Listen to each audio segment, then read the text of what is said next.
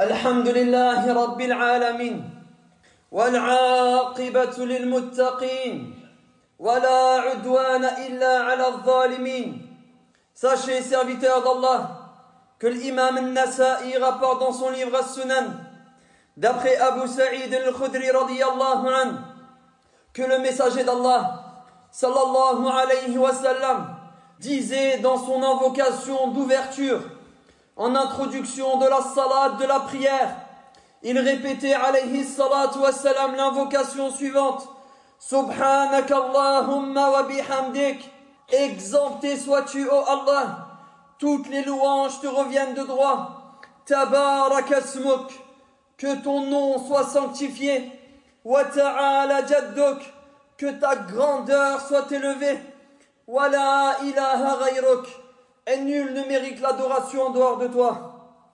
Allah subhanahu wa ta'ala nous dit également dans un verset du Coran: Tabarak asmu rabbika dhil jalali wal ikram, ce qui signifie en traduction approximative: exempté et béni soit le nom de ton Seigneur, détenteur de la majesté et de la magnificence. Tabarak asmu rabbika, que le nom de ton Seigneur soit béni, que le nom de ton Seigneur soit sanctifié. Ce nom, mes frères, le nom Allah est un nom immense, est un nom sublime, est le nom donné à l'être suprême, créateur des cieux et de la terre, créateur des cieux et de la terre, l'être suprême qui s'est élevé véritablement au-dessus de son trône. Allah, c'est son nom principal, et ce nom est immense. Ce nom, mes frères, Allah, Abdullah ibn Abbas radiyallahu anhu m'a dit à propos de ce nom qu'il signifie Dhul uluhiyya wal ubudiyyati ala khalqihi ajma'in, c'est-à-dire que ce nom Allah signifie le détenteur de la divinité, le détenteur de toutes les adorations sur l'intégralité de toute sa création, c'est-à-dire qu'il est le seul qui mérite d'être aimé véritablement pour ce qu'il est, et donc le seul qui mérite d'être adoré. Dans le monde céleste ou dans le monde terrestre, nul ne mérite d'être aimé véritablement pour ce qu'il est, si ce n'est Allah. Dans le monde céleste ou dans le monde terrestre, que ce soit dans le monde des hommes, des djinns ou des anges, nul ne mérite l'adoration, nul ne mérite de recevoir une adoration, si ce n'est Allah, si ce n'est lui. Ibn al-Qayyim, rahimahullah, il nous parle de son nom suprême, son nom sublime, son nom Allah. Il dit rahimahullah: Ma dhukira hadha al-ismu fi qalilin illa kathara. Ce nom, lorsqu'il est mentionné dans ce qui est peu, par ce nom, ce peu devient beaucoup. Il dit Wala inda khawfin illa azala. Ce nom, Allah, lorsqu'il est mentionné dans la peur, Allah, par la mention de son nom, dissipe la peur. Wala inda karbin illa kashafa. Ce nom, lorsqu'il est mentionné dans une difficulté, Allah, par la mention de son nom, lève cette difficulté. Wala inda hammin illa farraja. Ce nom, lorsqu'il est mentionné dans une angoisse, lorsque l'angoissé mentionne son nom, alors Allah subhanahu wa ta'ala libère cet angoissé de son angoisse par la mention de son nom. Wala inda dhiqin illa wassa'a. Il n'y a pas une personne en détresse qui mentionne ce nom sans que Allah, par la mention de son nom, note sa détresse. ولا تعلق به ضعيف إلا أفاده القوة. Et dit ce nom Allah, aucun faible ne s'y est attaché sans que Allah, par ce nom, l'ait rendu fort et lui a accordé la force après la faiblesse. ولا ذليل إلا أناله العزة. Aucun humilié n'a été attaché à ce nom sans que Allah, par la mention de son nom, lui ait accordé fierté après l'humiliation. ولا فقير إلا أصاره غنيا. Ce nom, il dit aucun pauvre ne s'y est attaché véritablement sans que Allah ne l'ait rendu par la mention de son nom Ghaniya, riche, sans que Allah ne lui ait accordé la richesse après la pauvreté. Wala maghloubun illa ayyada. Aucun homme vaincu qui s'est attaché à ce nom sans que Allah ne lui ait accordé la victoire. Sans que Allah ne lui ait accordé la victoire. Il dit فَهُوَ الْإِسْمُ الَّذِي تُكْشَفُ بِهِ الْكُرُبَاتِ. Ce nom, Allah, c'est le nom par lequel les angoisses sont dissipées. C'est le nom par lequel les difficultés sont enlevées. C'est le nom par lequel les bénédictions descendent. C'est le nom par lequel les invocations sont exaucées. C'est le nom par lequel les fautes sont effacées. C'est le nom par lequel les péchés sont repoussés. Allah, son nom sublime. La richesse après la pauvreté par ce nom.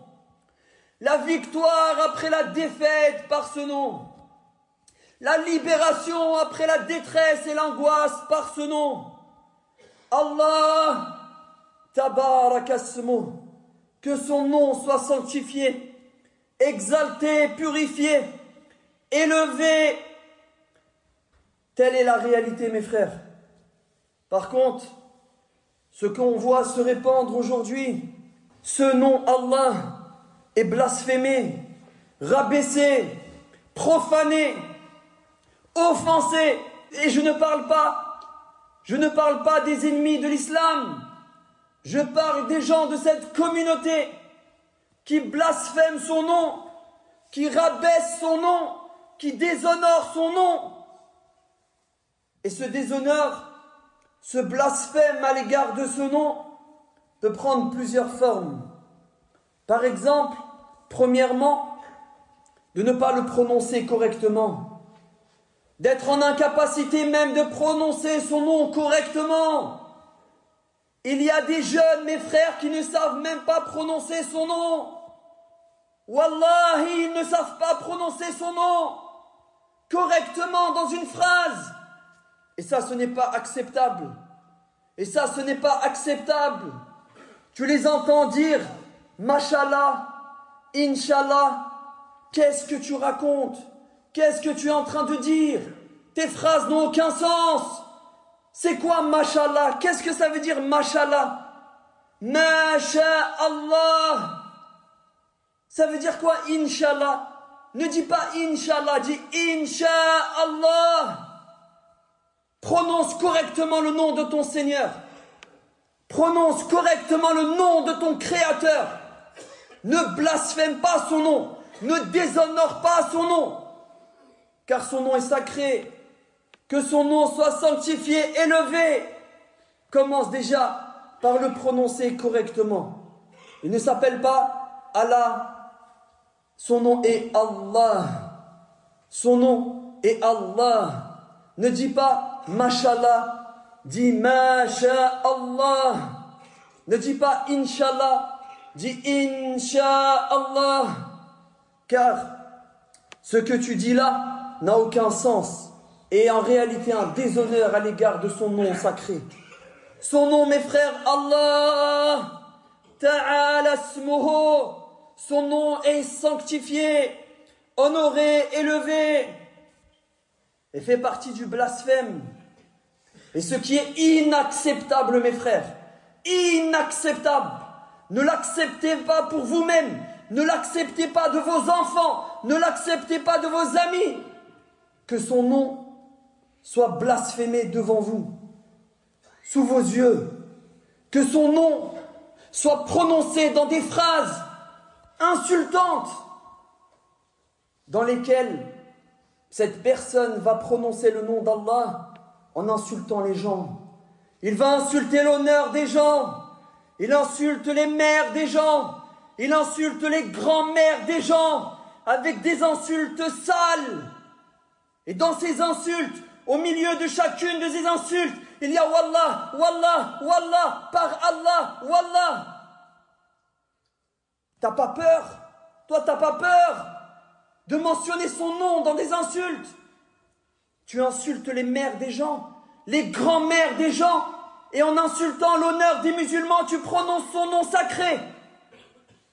Tu jures par son nom sacré, et tu places son nom au milieu d'insultes, des phrases que tu ne pourrais même pas prononcer devant ton père, des phrases que tu ne pourrais même pas prononcer devant ta mère.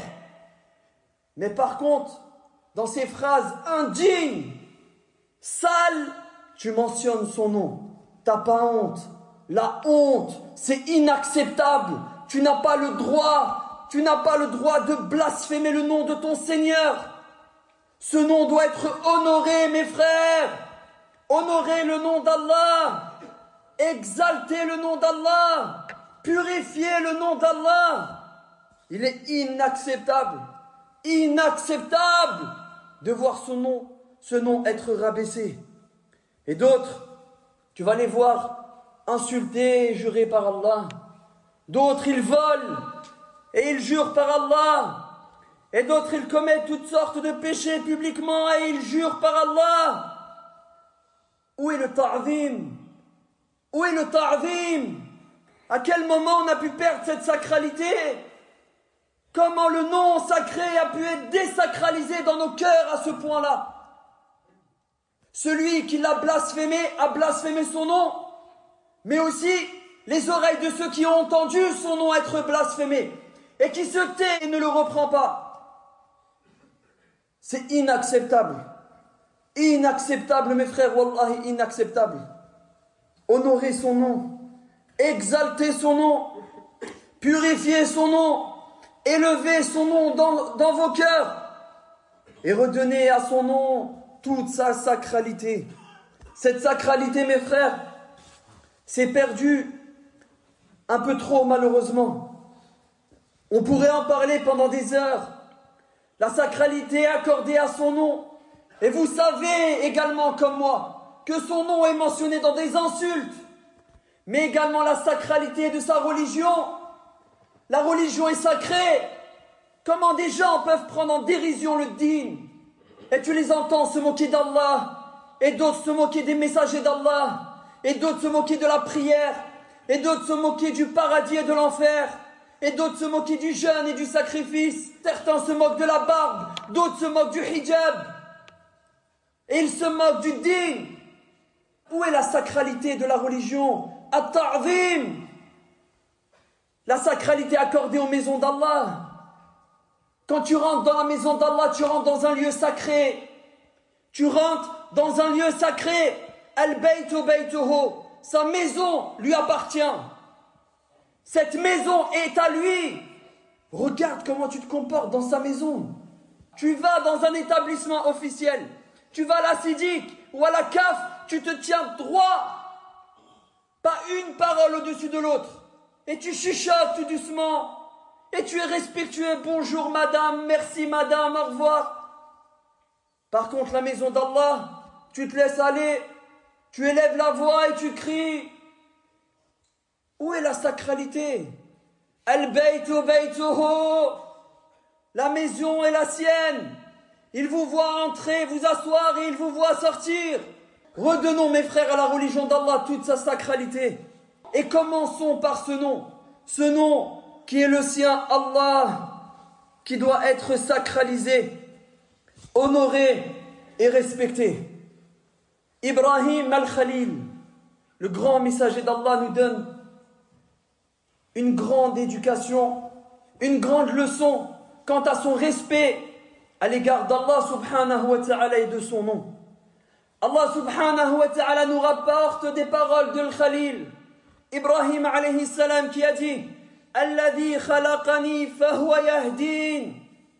Il dit: c'est lui qui m'a créé et c'est lui qui m'a guidé. Et il dit: Walladhi huwa yut'imuni wa yasqin. C'est lui qui me nourrit et c'est lui qui m'abreuve. Elle a écouté la parole de Ibrahim et il dit: Wa idha maridtu. Quand moi je tombe malade, c'est lui qui me guérit. Quand je tombe malade, c'est lui qui me guérit. Ibn Kathir, rahimahullah, il dit dans le commentaire de ce verset, il dit regardez, remarquez, méditez le adab, le comportement qu'a eu Ibrahim à l'égard d'Allah. Quand il s'agit de la création, il dit c'est lui qui m'a créé, c'est lui qui m'a guidé, c'est lui qui m'a abreuvé, c'est lui qui m'a nourri. Il dit quand il s'agit de la maladie, il n'a pas dit c'est lui qui m'a rendu malade. Non, il a dit quand je tombe malade, il a affilié la maladie à sa personne. Et il dit, Ibn Kathir, adaban ma'allah, le comportement à l'égard d'Allah, le comportement à l'égard d'Allah, le comportement à l'égard d'Allah passe avant votre comportement à l'égard des gens, avant le comportement à l'égard de vos voisins, de vos parents, de vos amis. Commençons par Allah. Commençons par notre comportement à l'égard d'Allah, à l'égard de son nom sacré, à l'égard de ses rites d'adoration, à l'égard de ses prières, à l'égard de ses maisons, à l'égard de ses serviteurs. Ce nom, mes frères, rendons-lui toute sa sacralité. Également, parmi les comportements inadmissibles à l'égard de son nom, le fait de multiplier al-halif, le fait de jurer par excès.